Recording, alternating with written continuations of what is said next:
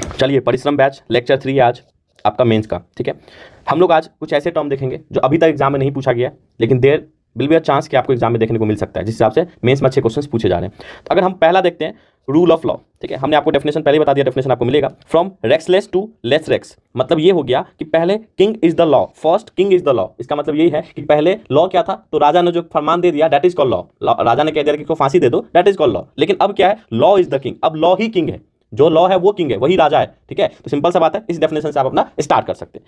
देखो, rule of law is the principle. Rule of law क्या एक प्रिंसिपल है, that no one is above the law, कोई law से ऊपर नहीं है। ठीक है, there will be equality of treatment with respect to the people. तो अब सिंपल सा बात है, इक्वालिटी ऑफ ट्रीटमेंट होगा हर एक पीपल्स के लिए। तो इसका डेफिनेशन आप ऐसे लिख सकते हो कि कोई भी आदमी लॉ से ऊपर नहीं है। ठीक है, लॉ ही किंग है। ठीक है, उसके साथ साथ अकॉर्डिंग टू एबी डायसी साहब ने क्या बोला था, the term rule of law refers to the complete dominance over the influence of arbitrary power. तो सिंपल सा बात है, कोई भी आर्बिट्री पावर का मतलब यहां पे ये हो गया, जो लेजिस्लेटिव एग्जीक्यूटिव जो अपना आर्बिट्री पावर यूज कर लेते हैं, मनमाना तरीके से पावर यूज कर लेते हैं, उसको ये क्या करता है, कंप्लीट डोमिनेट करता है। कहने का मतलब ये है कि जैसे बच्चा अगर मान लो हड़ताल कर रहा है, ठीक है, प्रोटेस्ट कर रहा है, तो प्रोटेस्ट अगर बच्चा कर रहा है, पीसफुली कर रहा है, तो उस पर आप डंडा चला रहे हो। ठीक है, तो ये आपका आर्बिट्री एक्शन हुआ। ठीक है, तो आप आर्बिट्री एक्शन नहीं कर सकते, क्योंकि जो लॉ है ना वो डोमिनेट कर रहा है, आप नहीं हो। ठीक है, लॉ इज द लॉ, जो है ना वही किंग है। ठीक है, no one is king, no one is above the law. ठीक है, a person can be sue और सूड, कितना अच्छा लिखा हुआ है। इसका मतलब ये हुआ कि आप अगर मेरे अगेंस्ट फाइल करोगे केस, तो हम भी आपके अगेंस्ट केस फाइल करेंगे। You can file case against me, I can file against you, इसका यही मतलब है। और इन सब लाइनों को अगर आप लिखोगे ना, डेफिनेटली थोड़ा अलग लुक देगा आपकी नोटबुक को। तो हमने पहले बोला कि आपको हम 4-5 तरीके का इंट्रोडक्शन देंगे, तो आप इसको ले सकते हो, इसको मिला सकते हो, फर्स्ट वाला को ले सकते हो, लास्ट वाले को मिला सकते हो। तो ये आपके ऊपर डिपेंड करता है। पहले तो नोटबुक में सब कुछ लिखो। ठीक है,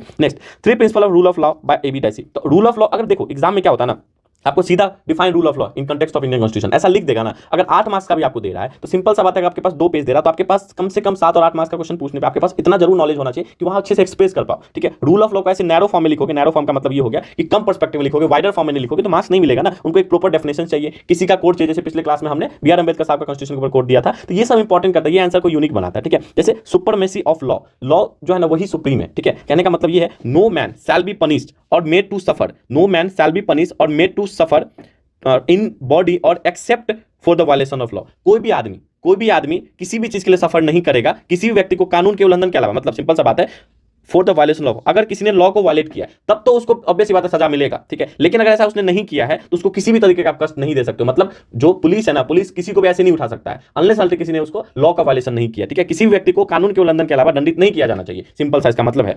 equality before the law, equality before the law का मतलब होता है कि सारे individual, all individuals are equal under the law. सारे इंडिविजुअल, चाहे वो रिच हो, चाहे पुअर हो, चाहे अपर कास्ट से हो, चाहे लोअर कास्ट से हो, किसी भी क्लास से हो, किसी भी कास्ट से हो, सारे इंडिविजुअल इक्वल है in front of the law and are entitled to the legal right and protection in respect of their social status and wealth. सब कोई लीगल राइट और प्रोटेक्शन